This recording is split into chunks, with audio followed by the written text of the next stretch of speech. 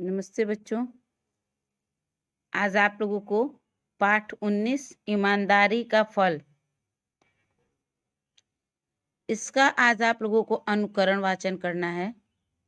अनुकरण वाचन में बच्चों सबसे पहले आप ये ध्यान रखोगे कि कहाँ खड़ी पाई है, कहाँ कॉमा है, कहाँ इन्वर्टेड कॉमा है, कहाँ क्वेश्चन मार्क है, प्रश्नवाचक चिन्ह कहाँ है।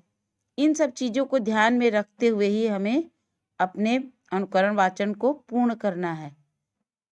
पाठ 19 ईमानदारी का फल। चलिए आज हम लोग इसका अनुकरण वाचन करते हैं। एक गांव में दो भाई रहा करते थे। एक का नाम था राकेश और दूसरे का मुकेश। राकेश बहुत ईमानदार और भोला भाला था।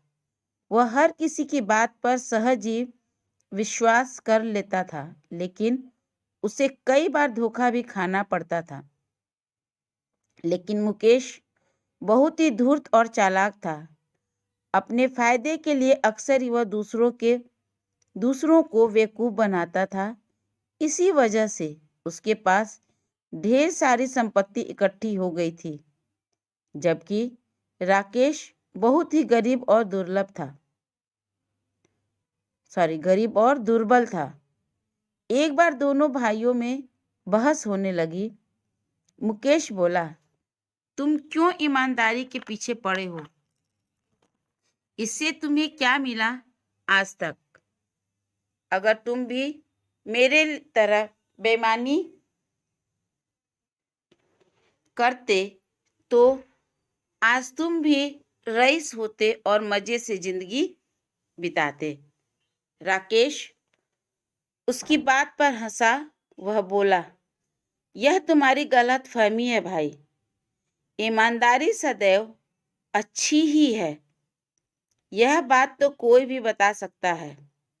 नहीं, बेईमानी ही अच्छी है। चाहो तो तुम मुझसे शर्त लगा लो, जो जीतेगा उसे दूसरे की बात माननी पड़ेगी।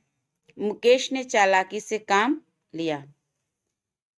ईमानदार राकेश ने मुकेश की बात पर सहज विश्वास कर लिया और उसने शर्त लगा ली। लेकिन इसका फैसला कैसे हो? अंत में मुकेश बोला, चलो हम लोग घर की ओर चलते हैं। रास्ते में मिलने वाले पहले 3 व्यक्तियों से अपनी बात का फैसला करवा लेंगे। राकेश इसके लिए तैयार हो गया और दोनों गांव की ओर चल पड़े। थोड़ी दूर जाने पर उन्हें एक बूढ़ा मिला। वह ठंड के कारण बुरी तरह से कांप रहा था। उसके हाथ में एक कुल्हाड़ी थी और सिर पर लकड़ियों का बोझ। शायद वह उन्हें जंगल से काट कर लाया था। राकेश उस व्यक्ति का अभिवादन करने के बाद बोला, बाबा, एक बात बताइए, दुनिया में ईमानदारी अच्छी है या बेईमानी? ईमानदारी को आजकल कौन पूछता है? वह व्यक्ति बोला, जब बेईमान की पूजा कर रहे हैं, ईमानदार तो आजकल ठीक से अपना जीवन भी नहीं बिता सकता। इसलिए बेईमानी ही अच्छी है। तो जो बूढ़ा व्यक्ति था उसने कहा कि सब बेईमान की पूजा कर रहे हैं, ईमानदार को तो आजकल कोई पूछता भी नहीं है। वे लोग आगे बढ़े। सामने से ही एक चरवाहा अपनी भेड़ों को लेकर चला आ रहा था। मुकेश ने उससे पूछा, क्यों भाई, ईमानदारी अच्छी होती है या? मुकेश की बात पूरी होने से पहले ही चरवाहा बोल पड़ा, कौन पूछता है आजकल ईमानदारी को? मुझे देखो, मेरे ही भाई ने धोखे से मुझे घर से बेदखल कर दिया। अब बताओ, कौन कहेगा कि ईमानदारी अच्छी है? मुकेश फिर मुस्कुराया। 2 व्यक्तियों ने उसकी बात का समर्थन किया था।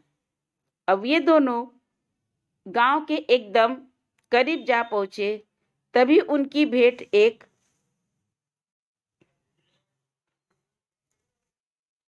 साहूकार से हो गई। उन दोनों ने अपनी बात उसके सामने भी रखी। साहूकार अपने कीमती गरम कपड़ों और सिर के सुंदर टोप की ओर इशारा करते हुए बोला, तुम लोग इन कपड़ों को देख रहे हो? क्या ये सब ईमानदारी से कमाए जा सकते थे? अगर तुम भी धनवान बनना चाहते हो तो बेईमानी करना सीखो, समझे? बेईमानी करना। उसके बाद साहूकार अपनी राह पर चला गया, लेकिन राकेश इस बात से बहुत दुखी हुआ क्योंकि अब तो उसे अपने भाई की शर्त माननी पड़ी। मुकेश उससे बोला, तुम अपनी सारी संपत्ति मेरे हवाले कर दो क्योंकि तुम शर्त हार चुके हो। मुकेश की बात सुनकर राकेश हैरान रह गया। उसे अपने भाई से इतनी बड़ी धोखाधड़ी की उम्मीद नहीं थी। वह बोला, लेकिन यह तो सरासर बेईमानी है। हाँ हाँ, सुना नहीं तुमने अभी? साहूकार ने कहा था कि अगर अमीर बनना चाहते हो तो बेईमानी करना सीखो, और वही मैं कर रहा हूँ। मुकेश के मुख पर धूर्तता नाच रही थी। राकेश अपनी शर्त हार चुका था और उसके लिए अपनी बात प्राणों से भी प्यारी थी। अतः उसने अपनी सारी संपत्ति मुकेश को सौंप दी। बची उसके पास सिर्फ एक टूटी हुई झोपड़ी। पर अब आगे क्या हो? बीबी, बच्चों और स्वयं उसके लिए खाने के जुगाड़ कहाँ से हो? उस समय जाड़े का मौसम था, चारों ओर बर्फ ही बर्फ जमी हुई थी, इसलिए मजदूरी भी मिलनी मुश्किल थी। अतः राकेश ने मजबूर होकर मदद के लिए भाई के पास जाने का निर्णय लिया। उसे देखते ही मुकेश मुस्कुराया। उसने कहा, कहो कैसे हो ईमानदार भाई? कैसी गुजर रही है?